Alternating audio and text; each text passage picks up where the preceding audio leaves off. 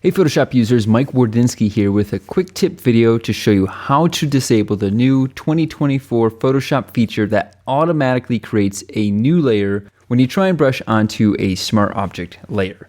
But before we get started, don't forget to head over to naturemike.com for some great in-field photography workshops, post-processing lessons, and some really great articles. So here in Photoshop, I have my smart object layer. I can tell it's a smart object because of the little icon in the lower right-hand corner of the thumbnail right here. And so I have my brush selected. I'm just going to go ahead and brush, and you can see a new layer was automatically created. Now in past versions of Photoshop, you would just get a warning saying that you were brushing on a smart object and you would need to rasterize the layer first. And a lot of times when this message happens, I didn't actually mean to be brushing on the smart object layer anyway, and so I didn't want to create a new layer. So I want to disable this option, and to do that, we're going to go to Adobe Photoshop and choose Settings, and we're going to navigate to General. And here, all we need to do is navigate to Create New Layer when brushing, and I'm going to uncheck that and hit OK.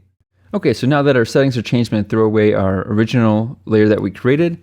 I got my brush selected, and you can see when I navigate over the image, I have a little no smoking sign, and when I try and paint, I get a warning saying this smart object must be rasterized before proceeding. And you can say OK or cancel, and typically what I'll do is I'll just cancel because I didn't mean to have the layer selected anyway.